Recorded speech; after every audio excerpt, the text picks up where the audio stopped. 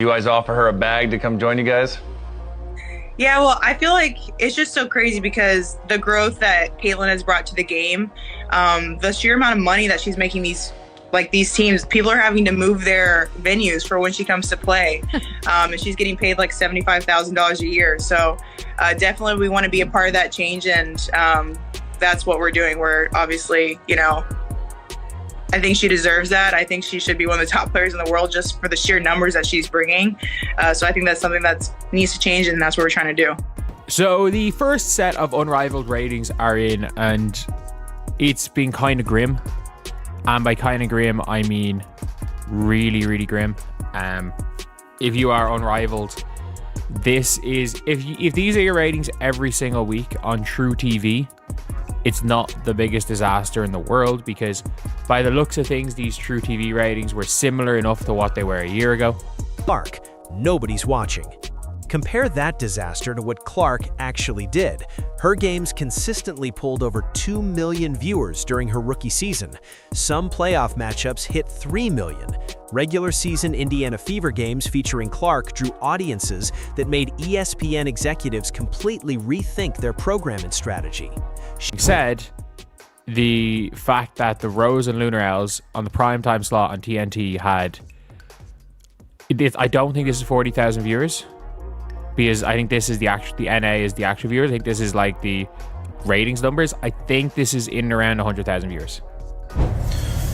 Napheesa Collier was on an interview with CBS on a podcast and was asked about what she was most excited about for the coming season. And she said the CBA, not winning a championship, not running it back, but the CBA. And then she was asked a bunch of questions about the CBA, and she acknowledged everybody else except for the one player who's made people notice, and that's Caitlin Clark. A good 15, 20-minute interview, and at no point does she acknowledge that Caitlin Clark is what has given them, or who has given them, the leverage in negotiation, if they have any leverage to begin with. No, instead, she talked about how they have filled up the arenas. She talked about how people are watching on TV. She talked about Unrivaled, in fact, her creation. At no point does she mention, Caitlin Clark brought eyes to this product. And now when we walk through an airport, people recognize us. In fact, she said that people now notice them. Why the hell do you think that is? No one knew who the hell you were until Caitlin Clark showed up. This is the non-stop narrative. I mean, man, you thought Napheesa Collier was smart enough to recognize this. But even she is stuck in delusion syndrome. It seems like no one can be helped. Even after Cheryl Miller has told the world, everybody despises Caitlin Clark. They all hate on her. Damn shame. And investors demanding explanations for why their money is evaporating in real time. And it's the difference between Napheesa Collier's confidence and the cold, brutal reality of what the market is screaming at her. Collier walked into this season talking massive game. She positioned Unrivaled as the next evolution of women's basketball, something the WNBA couldn't deliver despite decades of trying. The marketing pushed hard on star power and competitive 3-on-3 play that would capture audiences. They had established names, decent production values, financial backing that gave them resources most startups would kill for. Then the numbers dropped, and everyone realized the emperor had no clothes. The confidence evaporated faster than those viewer numbers. Here's what real star power actually looks like. Caitlin Clark's presence didn't just move television ratings. Her jersey sales broke WNBA records. Fever ticket prices jumped significantly throughout her campaign. Arena attendance soared whenever her team came to town. Not just in Indianapolis, everywhere the Fever played. The ripple effect touched every single aspect of women's basketball economics. That's not hyperbole, that's documented fact. Sponsors started writing bigger checks. Media coverage expanded beyond sports networks into mainstream outlets. Young girls started wearing number 22 jerseys and practicing her shooting motion in driveways across America. That's what a star does. They don't just play well, they create cultural moments that transcend the sport itself. They bring new audiences who've never watched women's basketball before and convert them into fans who'll keep watching long after that player retires. Clark did that in one season. Unrivaled couldn't do it with an entire roster of established players and a format designed specifically for highlight moments.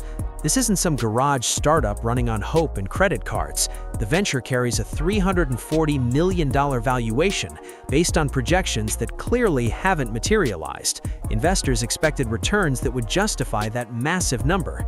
Instead, they're watching viewership that wouldn't impress a local college basketball coach. That valuation was built on assumptions about audience engagement and revenue potential that are now looking completely disconnected from reality. Someone's going to have to explain where that money went. Social media buzz tells the same brutal story. Clark's games generated millions of interactions across every platform. Twitter would explode during her performances. Instagram highlights would rack up views faster than most viral content. TikTok creators built entire accounts around analyzing her game. The engagement felt organic because people genuinely wanted to talk about what they were watching. Unrivaled social media presence? Crickets. Even with paid promotion and coordinated marketing pushes, they couldn't generate meaningful conversation outside of basketball insider circles. The algorithm doesn't lie. The contrast becomes even more obvious when you look at what drives sustained fandom. Casual viewers need reasons to care beyond just watching good basketball. They want narratives, rivalries, personalities they can follow throughout a season. Clark provided all of that naturally. Her rivalry with Angel Reese created storylines that ESPN could build entire segments around. Her connection with teammates like Aaliyah Boston and Kelsey Mitchell gave fans relationship dynamics to invest in emotionally. Her improvement game by game throughout her rookie season provided a narrative arc that kept people coming back to see what happened next. That's the difference between a star and everyone else. Unrivaled's 3-on-3 format might work for short entertainment bursts during All-Star weekends or summer exhibitions, but building an entire league around it strips away the compelling storytelling framework that drives long-term fan investment. There's no playoff race building tension over months, no individual achievement chases that create debate and discussion, no team chemistry developing over a full season, just a series of disconnected games that blur together without creating the kind of emotional investment that translates into loyal viewership.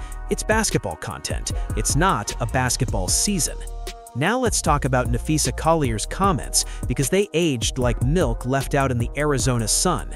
She went on live television during the early part of Unrivaled season and declared that her league had figured out sustainable business models that the WNBA couldn't crack after decades of operation. The confidence in her voice suggested she'd discovered something revolutionary about women's basketball economics. She talked about thriving while implying the established league was broken beyond repair. Drop a comment. Was this confidence or delusion? Fast forward to opening night, and those bold claims started looking absurd. The viewership numbers came in at levels that would embarrass a local cable access show. Audience engagement fell off cliffs that nobody saw coming. The sustainable business model she bragged about was hemorrhaging potential customers from day one, and critics wasted no time pointing out that maybe, just maybe, she should have waited until her league actually succeeded before declaring victory over an organization that's been operating for nearly 3 decades. Timing matters. The timeline doesn't support Napheesa Collier's narrative about who built the foundation for women's basketball growth. She positioned herself and other veteran players as the ones who laid groundwork that was finally paying dividends. That version of events ignores an inconvenient truth. Women's basketball saw its most dramatic growth spike precisely when Caitlin Clark burst onto the scene and brought mainstream attention that had been missing for years. Those weren't gradual increases built on existing foundations. They were sudden jumps that coincided directly with Clark's impact on the sport. Television ratings jumped to unprecedented levels during Clark's games. Merchandise sales exploded around her presence in the league. ESPN dedicated significant coverage to her performances in ways they'd never done for women's basketball before. The correlation was impossible to ignore for anyone looking at the data objectively. Clark didn't benefit from groundwork laid by others. She created the groundwork that everyone else is now trying to capitalize on. That's not disrespectful to veterans, that's just what the numbers show. Collier's sustainable business model claim becomes even more ridiculous when you consider what Unrivaled is actually dealing with. They couldn't attract Caitlin Clark. They lost Angel Reese. Sabrina Ionescu isn't returning for Season 2. Asia Wilson passed on joining. These aren't role players, these are the biggest names in women's basketball, and they're either avoiding Unrivaled entirely or leaving after one season. How sustainable is a league that can't retain or attract the stars who actually move audiences? Someone explain that math. The overhead argument doesn't hold water either. Yes, Unrivaled plays all their games in one location. Yes, they train in the same facility. That reduces costs compared to a traditional league with teams traveling across the country. But lower overhead doesn't mean profitability when your revenue is essentially non-existent. You can't lose less money than you're making and call that sustainable. That's just losing money more efficiently. That's like getting a discount on a car you can't afford.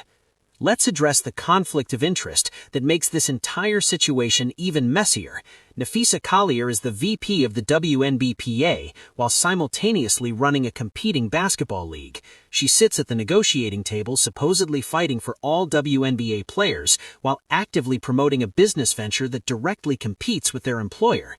The ethical implications are impossible to ignore when you watch how she handles these competing loyalties. This is the definition of conflict of interest. Her responsibilities as vice president include representing every player's interest during CBA negotiations. Players trust her to advocate for better working conditions, higher salaries, improved revenue-sharing arrangements. Instead, she went on television and declared that the WNBA has the worst leadership in the world. She made these statements while her own league was struggling to find an audience during active contract negotiations, when the WNBA needed unified messaging and strong advocacy. How does that help the players she represents? Think about how that undermines the union's position. How do you demand better treatment from leaders you've just called the worst in professional sports? How do you negotiate revenue sharing when your vice president is publicly questioning whether the league knows how to run a business? The mixed messaging created confusion about what players actually wanted from these talks and weakened the WNBA's bargaining position significantly. She shot her own team in the foot. Collier's attacks on WNBA leadership served dual purposes. They undermined the league she was supposed to